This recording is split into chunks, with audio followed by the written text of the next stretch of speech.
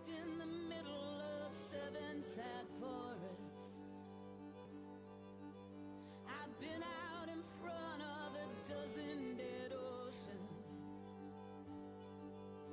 I've been 10,000 miles in the mouth of a graveyard. And it's a hard, it's a hard, it's a hard, it's a hard.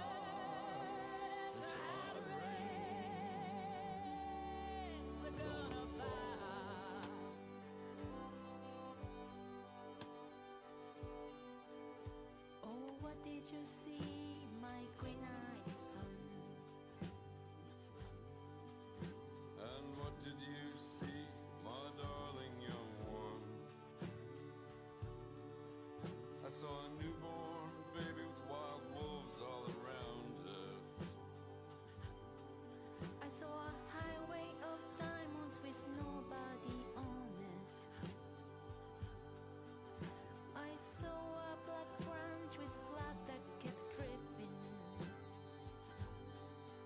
I saw a room full of men with their hammers a-bleeding. I saw a white ladder all covered with water. I saw 10,000 talkers whose tongues were all broken. I saw guns and short swords in the hands of young children. And it's a hard, it's a hard, it's a hard, and it's a hard, it's a hard rain's gonna fall.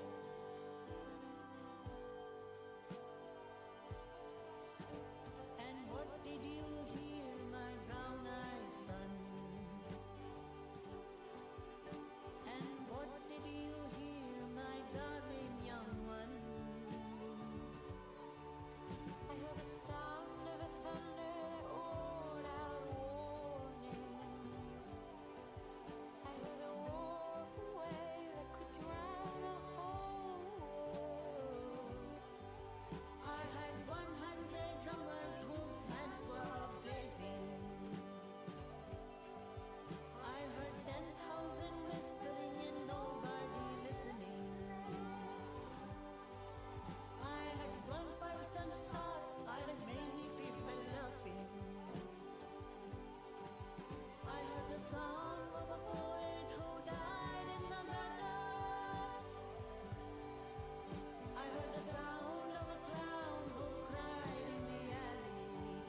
It's a hard, it's a hard, it's a hard, it's a hard.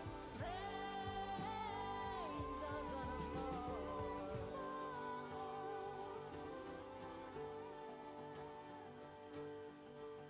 Oh, who did you meet, my blue-eyed son? Who did you meet, my darling young one? I met a young child beside a dead pony. I met a white man who walked a black dog. I met a young woman whose body was burning.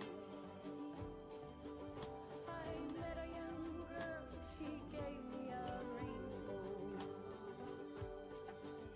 I met one man who was wounded in love. I met another man who was wounded with hatred. And it's a hard, it's a hard, it's a hard, it's a hard, it's a hard race are gonna fall.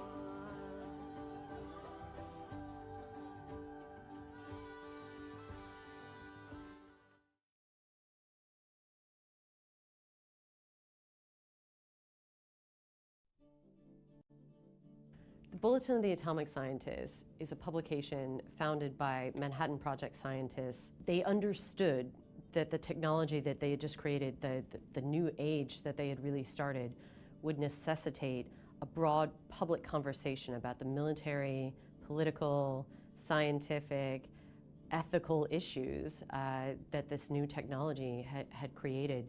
I used to think about the bulletin as, because of the name of atomic scientists, it was about nuclear war. But since 2007, the bulletin has included climate change as a threat to our well-being.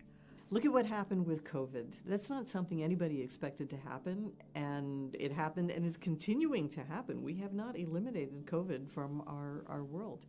So we don't have a choice at the bulletin but to include the biological risk in our calculus of the doomsday clock. The doomsday clock symbolizes the risk to humanity from the collection of dangerous technologies and activities that humans are responsible for. Using the clock, the bulletin's able to inform the public about the nature of the threats facing humanity and to encourage them to actually get more involved, to take action, and to be aware of whether or not we're moving closer to or farther away from our own destruction. Last year, the bulletin set the doomsday clock at 89 seconds to midnight, the closest to disaster it's ever been. So now the question is, how does this year compare to last year? So the deliberations of the Science and Security Board that set the doomsday clock every year are pretty intense. In the past, it's often been quite complicated and hard to come up with the movement of the clock in a defined time. We didn't have those challenges this year. In every area, we have failed to take the steps that are necessary to reduce risks, and there are new developments in every area that make the risks greater. In nuclear, we are seeing leaders across the globe with nuclear weapons accelerate their development of new weapons, talk about arms racing and trying to outdo the other, the possibility of resuming nuclear testing, deploying new, more dangerous types of nuclear weapons, and active conflicts among and between nuclear states and in regions of nuclear tension. You have now many countries around the world investing tens of billions of dollars to modernize and diversify their nuclear arsenals. You're seeing the leaders of those countries talk more willingly about the utility of nuclear weapons, not just in a political sense. Can we use our nuclear weapons to deter our adversary, or can we use our nuclear capability to coerce our competitors into certain actions, but to actually use nuclear weapons on the battlefield, as Russia has threatened to do, as Pakistani officials have threatened to do.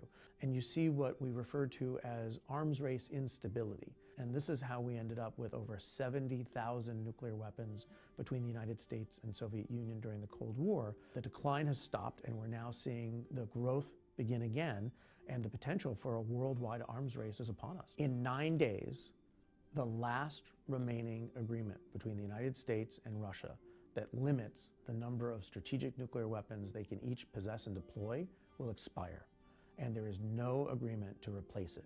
So for the first time in generations, both of these countries will be free to deploy as many nuclear weapons as they want or believe they need. That is the fundamental spark for what could be a nuclear calamity. Every year the fever goes up. Every year we break another record. The warmest 10 years are in the last 10 years. There's a metabolism to the planet, the ecosystems, the oceans. There's a whole metabolism, and the fever, that's warming temperature, is damaging everything. It's influencing everything. Since the 1800s, since the Industrial Revolution, we can document the increase in temperature around the world. And now we have satellites that monitor the ecosystems, the oceans. But with what is happening now, and why I'm so worried, is that I feel like my fever is going to put me close to the ICU. And the monitoring devices are going away. The initial focus of the bulletin was the nuclear threat, that later expanded to include the threat from climate change. And then we realized that there were other areas of emerging technology that could, if not properly managed, pose a threat to the survival of humanity, that could pose the risk of catastrophe. Artificial intelligence, like large language models, have become increasingly powerful and now can create photos, videos that look just like the real thing and can be used to spread disinformation very effectively. We've seen this even from President Trump using such videos to try to persuade people that things have happened that have not happened, that there are perhaps riots in a location or acts of war that aren't fake. A particular concern I have is placing weapons in space as part of the President Trump's proposed Golden Dome, which has called for the placing of missile defense interceptors in space. And while those would not be probably useful in protecting us against nuclear attack, they would be able to be used against other objects in space. And this could trigger a competition with Russia and China to place their weapons in space and pose the possibility of a war in space. AI and bio are not necessarily things that if they came together, they would be horrible and terrible and negative. We can use AI to help us respond better, be more efficient, have a better idea of what do we have. We've seen cuts, massive cuts by this administration to preparedness activities. But what that's done then is that it has reduced our overall preparedness. We are not going to be able to be as effective and as efficient in responding as a result. It's not a reasonable situation to be in because we have not eliminated disease, we have not eliminated accidents, we haven't eliminated all these things that we need to respond to. We're all interdependent now in this world. If we don't have good public health in one country, it affects the next country, the ones surrounding, but also the countries elsewhere that were dependent on the first country for funding, for human resources, for expertise, and so forth. This is a global issue. So overall, 2025 has been a pretty bleak picture in terms of advancing existential risks. I would say the one silver lining is I think people are starting to re-engage every time we've been able to reduce threats, existential threats to humanity. It's because of the public pressure that was created on policymakers, on local elected leaders, on the world in general to say, we do not accept this. The average citizen can do more than just vote.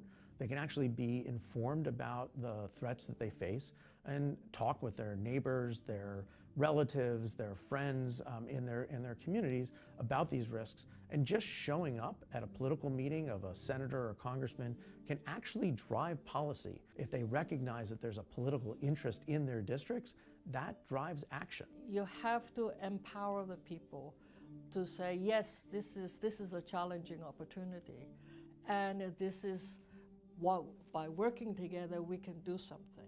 And just imagine what would happen if the whole world, all of our citizens, all throughout the world, were actually to take up the issue of turning back the clock. What would happen? I can't imagine a situation in which that enormous group of people would somehow be ineffectual. The doomsday clock is really a metaphor for the amount of danger that we're in. It's pointing to the urgency of the threats all around us. But it's also a call to action. I actually see it as a positive symbol insofar as we have time left to fix the problems that we ourselves have created by working together, by creating the necessary political will and the scientific analysis that will help us save ourselves, for lack of a better term, from ourselves.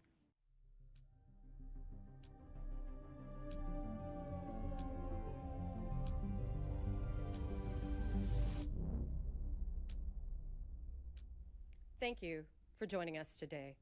My name is Alexandra Bell, and I am the President and CEO of the Bulletin of the Atomic Scientists.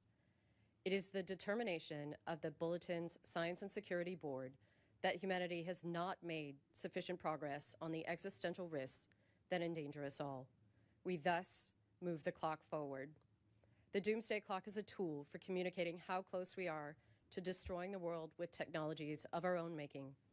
The risks we face from nuclear weapons, climate change, and disruptive technologies are all growing. Every second counts, and we are running out of time. It is a hard truth, but this is our reality.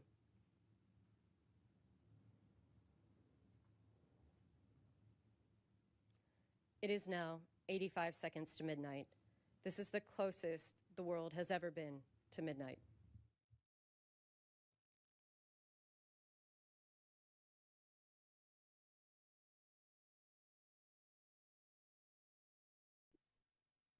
Thank you for being with us today.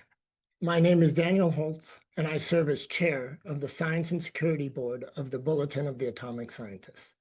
I am also a professor of physics at the University of Chicago. UChicago was the site of the first controlled nuclear chain reaction and was also where the Bulletin of the Atomic Scientists was founded. The doomsday clock is now at 85 seconds to midnight, the closest it has been in the history of the clock. Last year, we warned that the world was perilously close to catastrophe and that countries needed to change course towards international cooperation and action on the most critical existential risks. Unfortunately, the opposite has happened. Rather than heed this warning, major countries became even more aggressive, adversarial, and nationalistic. Conflicts intensified in 2025, with multiple military operations involving nuclear-armed states. The last remaining treaty governing nuclear weapon stockpiles between the US and Russia expires next week. For the first time in over half a century, there will be nothing preventing a runaway nuclear arms race. On climate change, the assault on the environment has, if anything, escalated. Atmospheric carbon dioxide and global sea levels have reached record highs. Droughts, fires, floods, and storms continue to intensify and become more erratic, and this will only get worse. Grave dangers persist in the life sciences, particularly in emerging areas such as the development of synthetic mirror life. Despite repeated warnings from scientists worldwide, the international community has no coordinated plan, and the world remains unprepared for potentially devastating biological threats. AI is a significant and accelerating disruptive technology. AI is also supercharging mis and disinformation, which makes it even more difficult to address all of the other threats we consider. But instead of working towards international standards governing AI safety, we are running headlong into an AI arms race with what could be dire consequences. We're also concerned about the increasing rise of nationalistic autocracies. If the world splinters into an us versus them, zero-sum approach, it increases the likelihood that we all lose. These autocratic trends impede international cooperation, reduce accountability, and serve as a threat multiplier, making it even less likely that the world will address the existential threats at its doorstep. We note with alarm the recent tragedies in Minnesota and the erosion of the constitutional rights of American citizens. History has shown that when governments become unaccountable to their own citizens, conflict and misery follow. This global trend makes the world more dangerous for everyone. For all of these reasons, we move the clock forward. Our leaders need to do better. We need to do better. For more information on why the clock is at 85 seconds, please read our statement at thebulletin.org. Today, I am joined by Bulletin President and CEO Alexandra Bell and 4 colleagues from the Science and Security Board: National Security and Disruptive Technologies expert Steve Fetter, climate scientist Inez Fung, bio expert Asha George, and nuclear expert John Wolfstall. We are also honored to be joined by Maria Ressa, one of the world's most renowned and fearless journalists.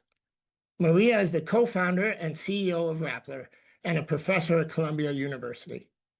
She was awarded the 2021 Nobel Peace Prize, cited for her efforts to safeguard freedom of expression, which is a precondition for democracy and lasting peace. I can think of no better person to speak to this moment in history. Maria will make some remarks, and then we will follow with a press conference. Maria, the floor is yours. Thanks, Daniel. Okay, 85 seconds to midnight. That is the closest we have ever been, and I'm going to say to the end of the world. You've just heard the threats we face: nuclear arsenals growing, climate records shattering, biological risks multiplying, artificial intelligence racing ahead of our ability to govern it. These are new triggers on top of the old problems which have been there, which the Sustainable Development Goals tried to address. All of that, of course, now is a dream, and it's gotten much worse. But I want to talk about something that makes all these threats even harder to address. The crisis beneath all the crisis, which you just saw, which I pointed out at the opening of the 80th UN General Assembly. We are living through an information Armageddon. That's brought about by the technology that rules our lives, from social media to generative AI. None of that tech is anchored in facts. Your chatbot is nothing but a probabilistic machine. Even as the tech moves from the attention economy to now targeting intimacy, human beings, we have been commodified by a predatory and extractive industry. Here are the three sentences I've said over and over since 2016. Without facts, you can't have truth. Without truth, you can't have trust. Without these three, we have no shared reality. We can't have journalism. We can't have democracy. The radical collaboration this moment demands becomes impossible. Think of shared facts as the operating system of collective action. Democracy runs on it. Diplomacy runs on it. Science runs on it. You corrupt that operating system, and every application fails. Climate negotiations fail. Arms control fails. Pandemic response fails. Not because we lack solutions, but because we can no longer agree on the problems. And the operating system has been corrupted deliberately, systematically, for profit. The platforms that mediate our information were built on an extractive and predatory model. They turned our attention into a commodity and our outrage into their business model. At the Nobel lecture, I called it toxic sludge. This brings out the worst of humanity. They don't connect us, they divide us. And in that division, they've enabled the collapse of cooperation and the rise of illiberal leaders who exploit chaos. As of last year, VDEM pointed out that 72% of the world is now under authoritarian rule. In my country, the Philippines, we lived through this. Disinformation enabled a brutal drug war. It attacked journalists. When I was first arrested in 2019, our top newspaper's headline adapted the Martin Niemöller quote, right? The headline was, "First, they came for the journalists. We don't know what happened next." Well, today, I've won 10 of the 11 criminal charges, the cases filed against me. I joke that the Philippines has now moved from hell to purgatory, and many of you in the West are now moving to hell. Because what happened in my country didn't stay there. That playbook has spread across the world. Last week in Davos, Canada's Prime Minister Mark Carney said this best: "We are in the middle of a rupture, not a transition. The old order is not coming back, and that rupture was accelerated by the destruction of our public information ecosystem. We can't solve problems we can't agree exist. We can't cooperate across borders when we can't share the same facts." Now add generative AI, the chatbots that threaten to accelerate this chaos exponentially, floods of synthetic disinformation at near zero cost, AI slop victimizing millions in scams, supercharging the dysfunction in our information ecosystem.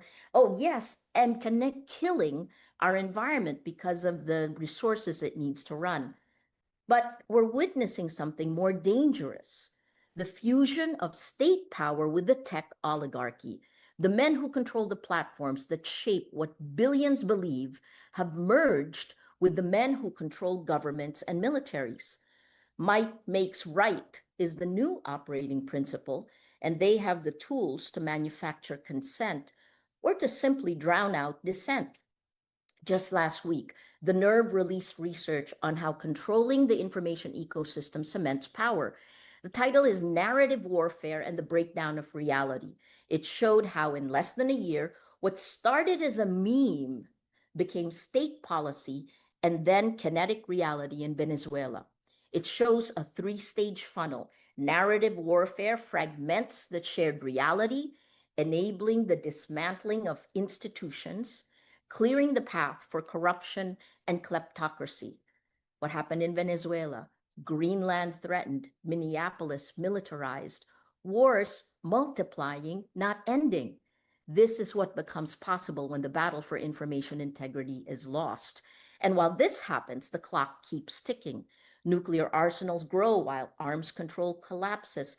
Climate records shatter while the US wages war on renewable energy. The very cooperation we need to survive on AI, on pandemics, on the planet becomes impossible. 85 seconds to midnight. It is ticking, but it can be turned back. Can't leave you depressed. Now is the time to act, right? We need technology platforms redesigned around human rights, not engagement metrics. We need journalism funded as critical infrastructure. We need AI governance that prioritizes safety over speed. And we need middle power, civil society, and citizens acting together because, as Canada pointed out, if we're not at the table, we're on the menu. Information integrity is the mother of all battles because you can't run democracy on a corrupted operating system. You can't turn back the doomsday clock when half the world doesn't believe these problems even exist. But each of you watching, what can you do? You can do a lot because narrative warfare targets the cellular level of a democracy. That's each of us, the citizens. We think three buckets: technology, journalism, and community. We need to demand better from these extractive and predatory tech companies and join public interest tech like our Matrix Protocol chat app. It's open source, federated, end-to-end encrypted. Support independent journalism and build communities of action. At the worst of times, we in Rappler turned to our communities. Our citizens demanded better. And today, the reporting of journalists in the Philippines, working with civil society, has helped put our former president, the guy who tried to put me in jail, Rodrigo Duterte, he's now in jail at The Hague, facing charges of crimes against humanity. It took a whole of society approach.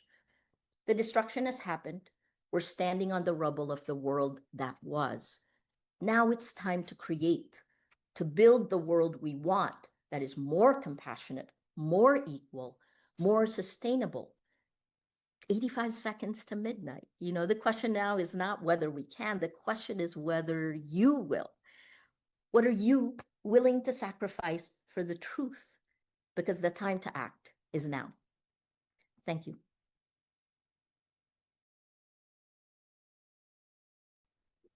Thank you, Maria, for those powerful remarks. We'll now turn to the press for questions.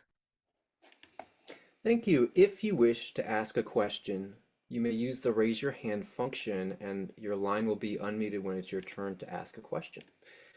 As a reminder, the Q&A period is for reporters only. If you're having issues with your own audio or the raise hand function, you can use the text-based Q&A box and we'll do our best to get to all the questions.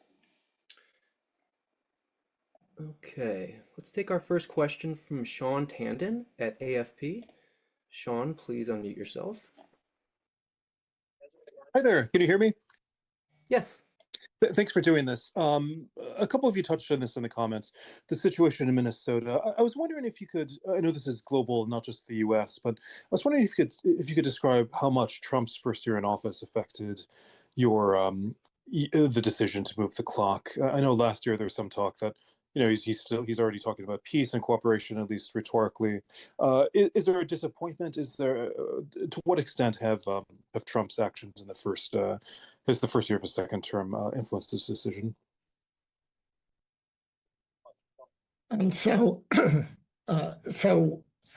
As we've discussed, there are many things that go into the setting of the clock, many different issues. We worry about climate. We worry about the nuclear threat. And of course, we also worry about mis and disinformation. And we mentioned explicitly, we worry about the rise of autocracy and, as Maria eloquently described, sort of the erosion of democracies globally. So all of these things go in. There have been some actions that have made things much worse. There have been some actions that maybe give hope. What we do is we kind of combine all of these things. We don't divide it into what has this person said or done and how does that now. We look at it holistically and then make our assessment. So it's hard to point at any one thing and say this was responsible for 1.3 seconds.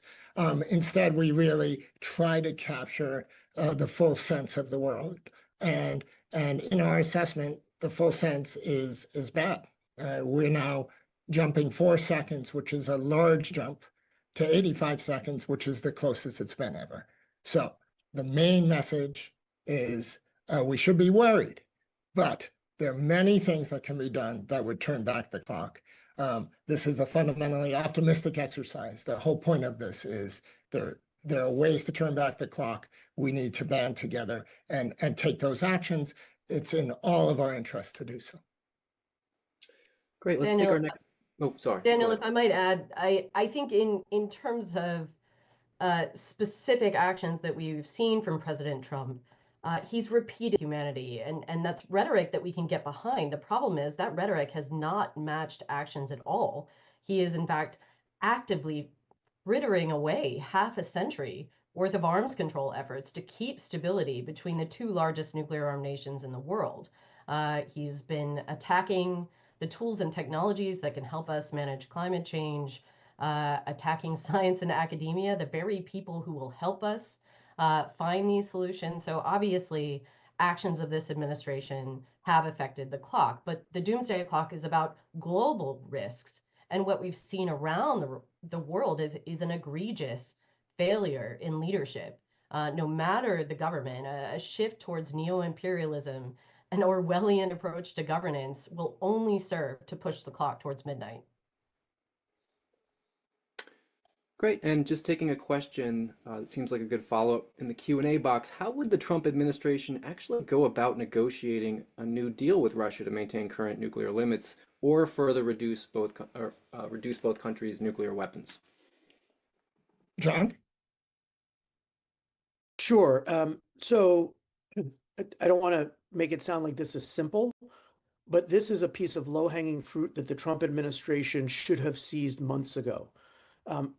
Vladimir Putin, president of Russia, said that it would be a good idea for the United States and Russia to extend the limits under New START, which would allow each country no more than 1,550 nuclear weapons. Trump at the time says, sounds like a good idea.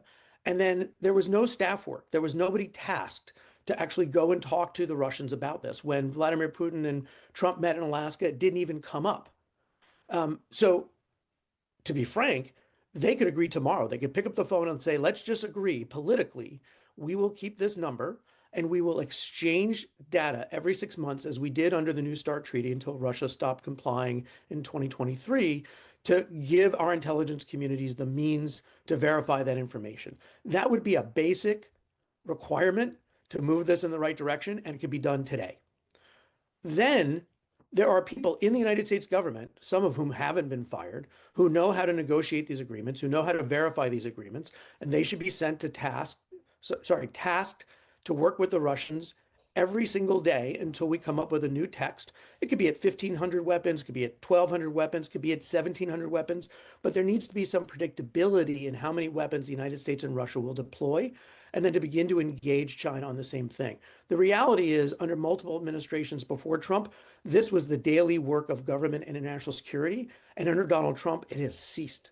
There are no smart people dedicated to protecting the United States working this problem, engaged with our adversaries to try to reduce this danger. And that's what has to change. Great, let's take our next question from the Q&A box. How big of a concern are nuclear weapons in space and a military space race?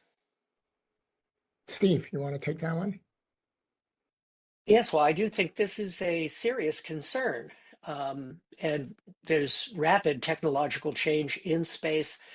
The US is now launching more satellites every week than we launched every year 20 years ago. Some of those satellites, like Starlink, are being used to support military operations, such as operations in Ukraine. Russia and China have taken notice of that and have talked about how they might disable those satellites as the first act or an early act of war.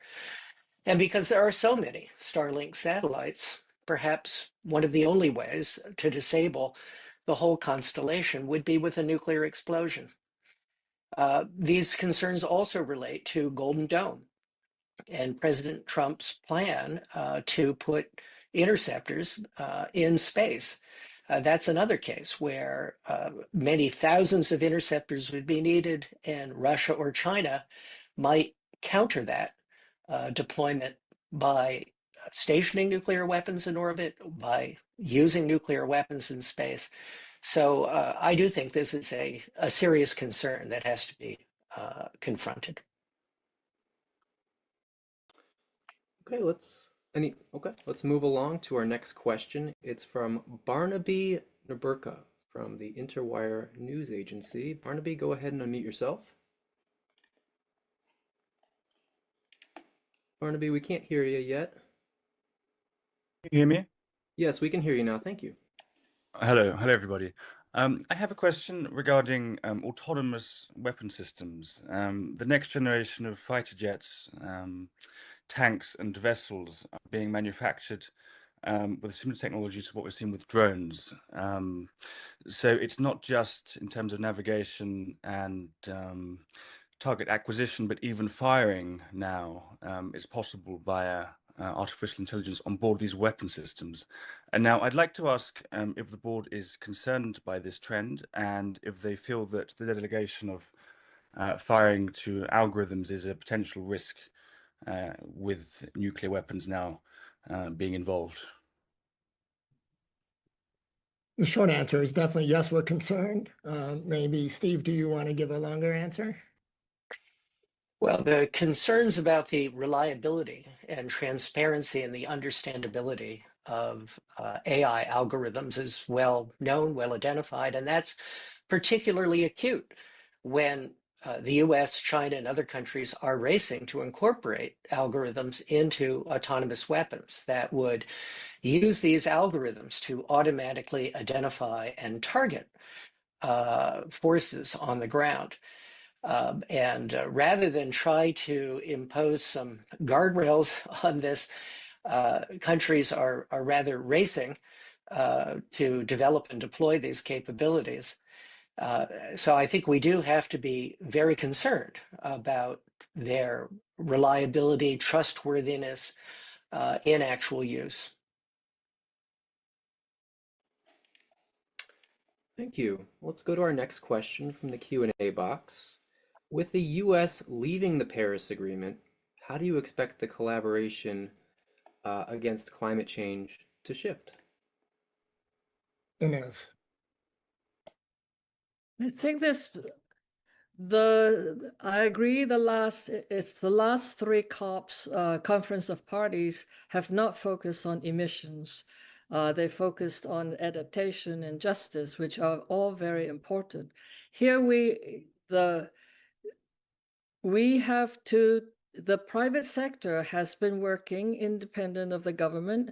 Green technologies are mature and economical, and there's a lot of work in the private sector to transition. And it is much easier to use, for example, to plug in a car than to wait in line for the gas station.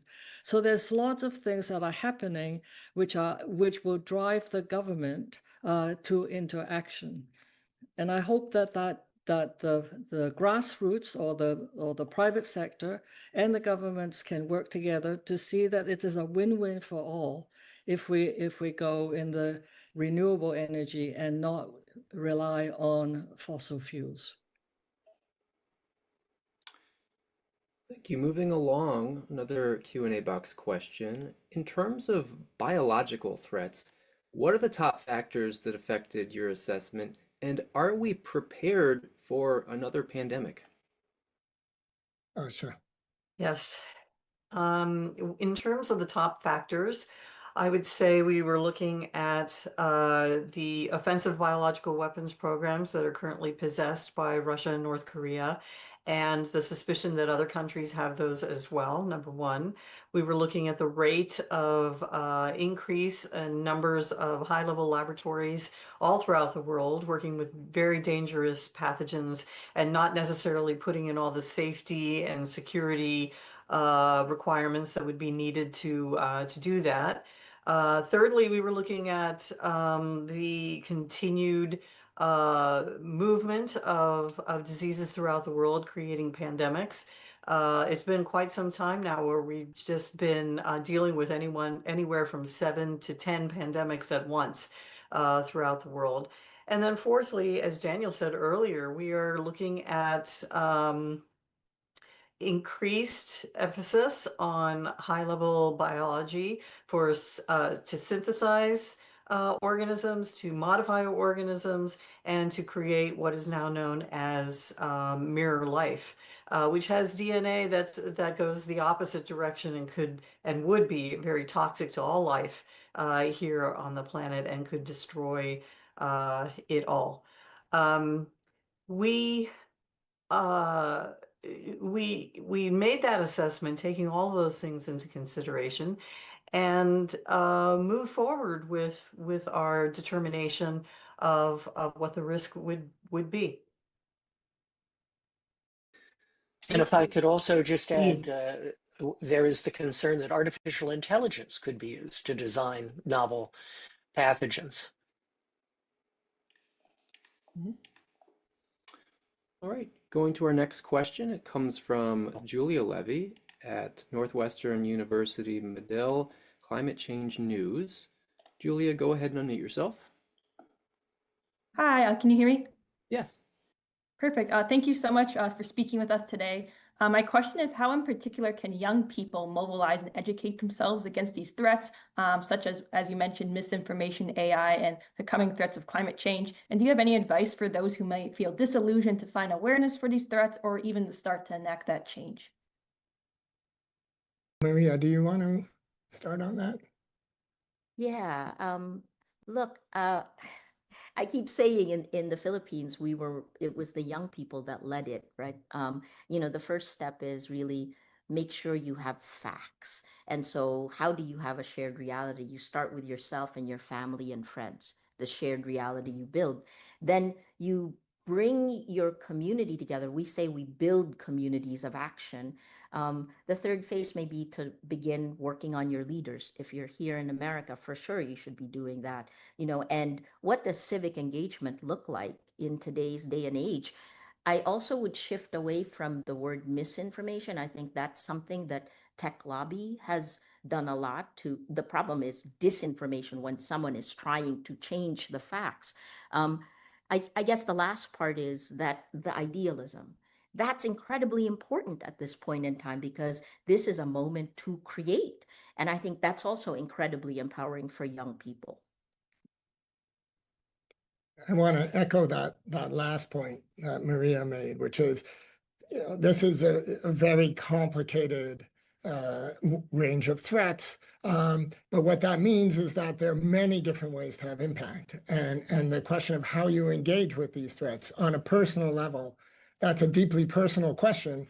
And it depends on your skills and your interests. And if you're an artist, you can make art that is related to this, or scientists can work on the threats and find ways to mitigate, or whatever it is you do, try to bring this on board. These threats impact us all, and find ways, carrying that forward and turning that into action is exactly what we need. And it's sort of this next generation especially, it's their creativity and their passion that's going to help address these threats and carry us through our future. Great. Let's take another question from the Q&A box. Given the current dangerous directions we're on, Where can we see a sign of hope that the clock can be turned back? Are there any practical examples of specific projects that could reverse the pattern if implemented? You know, positive notes, anything like that? Alex, please. Yeah, I think these problems can seem overwhelming if you simply focus on the volume, the scale, the interconnected nature of all these threats. Uh, but I think the thing to remember is these are human-caused existential threats. We created these problems, and thus we have the ability to fix them. And it can't be done all at once. There's no single elegant solution for any of the problems that we're facing, but these problems are solvable. So like Maria and Daniel said, simply availing yourself of the information, re-entering this conversation that, quite frankly, I think a lot of people have been happy to keep the public out of, is re-enter, get information about these threats, talk with your communities, with your civic groups, with your friends, with your families, ask your elected leaders at every level what they're doing about these issues. Every time we've been able to turn back the hands of the clock, it's been because we had scientists and experts working to find solutions and a public that was demanding action, a public that demanded to see these tools, technologies applied for helping humanity, not harming it. So whether it's getting back to the table on arms control agreements, demanding that our leaders go to the negotiating table, demanding that we take the steps to push back against climate change and extreme weather, something many people around the US at least are experiencing today. These are all things that we can continue to work on, but they won't go away just by ignoring them. And there's no doubt that the scale of problems that people face on a day-to-day level can be consuming. But if we get these problems wrong, nothing else will matter. So we need people to incorporate this into the challenges that we're facing, but together we can make a difference. Maria. Yeah, I think there are many success stories on every single one, but one of the things we need to realize is that our public information ecosystem will not give it to you. You have to actively create your shared reality so you find the facts. So you heard from the scientists here and the experts of the Bulletin of Atomic Scientists, but beyond that, once you have the shared reality, then you can act together. That's important for any democracy, right? And I'll use us as an example in the Philippines. By all intents and purposes, I should probably be in jail, right? Rappler should have been shut down. Our lawyers told us in 2016 we were crazy to keep doing our jobs, but we did. I think the last part we haven't really mentioned is values, right? Remember the shared values we have that brought us all together, that created this peaceful world. And then you move forward on that. So look, our shared reality in the Philippines, right? We now have the man who had brutally killed maybe tens of thousands of people. He was arrested in March last year. Rodrigo Duterte is in jail at The Hague waiting for a trial for crimes against humanity. And that is journalists working with civil society. Thank you, everybody. We probably have time for just one final question before we go to closing remarks from our speakers. Let's take this from the Q&A box. Today is actually National Day of Remembrance for Downwinders in the United States and the 75th anniversary of the first atmospheric nuclear test at the Nevada test site. And last year, the Trump administration floated the idea of restarting nuclear testing. What effect would that decision have on the doomsday clock? John. So we don't get into the business of predicting if the government does this or if that person does that, then the clock will change this much. We obviously had factored in the statements by President Trump that he was thinking about restarting nuclear testing, and then the confusion that was created. There's no doubt from my point of view as an expert that any country restarting nuclear tests would be incredibly damaging, both to the planet. We stopped testing nuclear weapons because it produces highly radioactive contaminated material, but also because it would be a serious negative impact on global stability and security. If the United States were to resume nuclear testing, Russia and China would rapidly follow suit. they would be able to make much more progress in modernizing their nuclear weapons than the United States ever could, because our weapons and our testing program actually was much more advanced when we shut it down in 1991. And so from a US point of view, it would be a loss in security, but it would also normalize nuclear weapons, nuclear testing, and nuclear threats even more than they have been. And that can only be a step in a negative direction. There is no world that is better off when major countries are exploding nuclear weapons and hinting that these things are usable and that we're prepared to use them. That's just the basic requirement. You don't need to be a member of the Science and Security Board to recognize that as a negative development. Okay. That's all the time we have for questions, and we're going to go next to closing remarks from our speakers. So thank you all for your questions. I'd like to give my colleagues a chance for brief closing statements. Alex, why don't you go first? Thanks, Daniel. First, thanks so much to the people around the world that read and support the Bulletin. I'm glad so many people are watching today, and I hope your interest will extend to reading the Bulletin. And for 80 years, we've been connecting the world's leading experts on existential risk directly to the public and to policymakers, including by outlining our relative level of risk via the doomsday clock. But it's important to remember that the clock does not predict the future. It illuminates our current reality. The clock has turned back before, and it can again. People around the world, as I said, must demand their leaders combat the risks that threaten us all, or perhaps find leaders that will. For hope and inspiration, look to the brave civil servants, service members, journalists, experts, advocates, artists, citizens that continue to fight every day for a better future. We and they know our current trajectory is unsustainable. While these challenges can seem overwhelming, everyone watching today, everyone around the world has agency. No one can do everything, but everyone can do something. With 85 seconds left to midnight, we have to come together and we have to push for change. Thank you. Thanks, Alex. Steve? The pace of technological change is accelerating in artificial intelligence, autonomous weapons, biotechnology, and in space. Companies and countries are engaged in a headlong race for dominance. Citizens need to demand that their governments do more and cooperate to identify and mitigate the risks of disruptive emerging technologies. Thanks, Steve. Inez? Well, civilization is in transition from one that's powered by fossil energy to one that is powered by renewable energies. Much of the technologies for renewables are mature and affordable. And we just need to fight climate change. Not only do we have to do our own parts, but we need the leadership to work together to implement the solutions on a global scale. Thank you. Thanks, Inez. Asha? Yeah, I would say that just the way disease is pandemic and all around the world, people who can do something about these issues, including disease, are also all around the world. We can do a great deal if we work together and if we figure out what our common areas are of concern. We can shape the global future. We can do that. We do it every single day. We just have to get organized and get on top of it. But it is possible. It is fully possible. We just have to make it a priority and move forward. Thanks, Asha. John?